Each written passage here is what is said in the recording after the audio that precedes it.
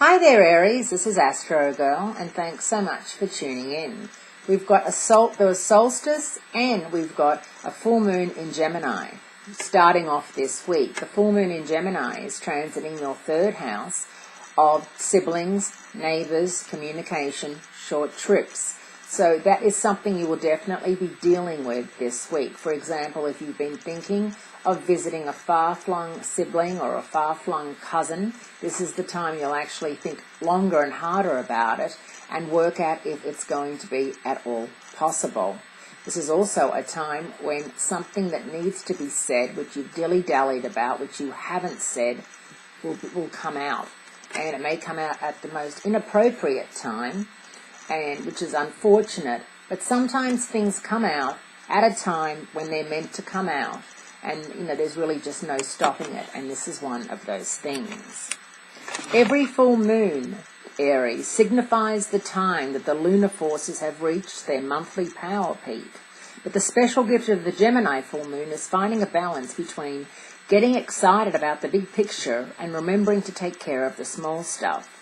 The next 2 weeks, while the moon is waning, are the best times to wrap up things or get rid of bad habits.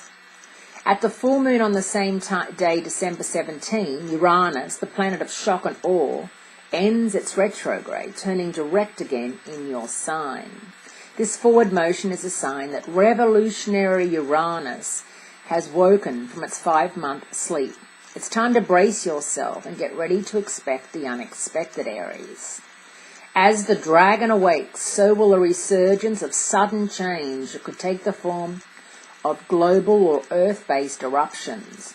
On the positive side, this could include important personal, socio-political or ecological breakthroughs. The beat slows down when Venus retrogrades Saturday, December 21st in Capricorn.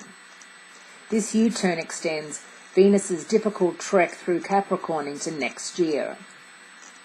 If you're looking for a good date to get married during this December, Venus retrograde is a deal breaker. Venus in Capricorn makes it a double no-no. Venus is very unhappy when she is in Capricorn, just like Mars is very unhappy when he is in Libra. So there's a lot of activity happening this weekend for the next couple of weeks, which is putting the brakes on a lot of things. So remember that, Aries. If it doesn't feel right, you don't have to do it. Don't do it.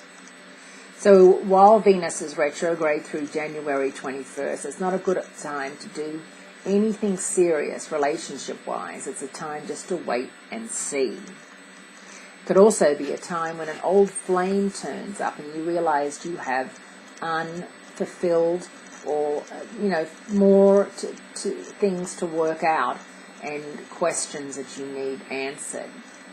Thanks for tuning in, Aries. I do appreciate the call. Lots of news with Uranus moving forward in your sign after 5 months of retrograde. That's going to affect you over the next couple of months. And I'll speak to you again next week.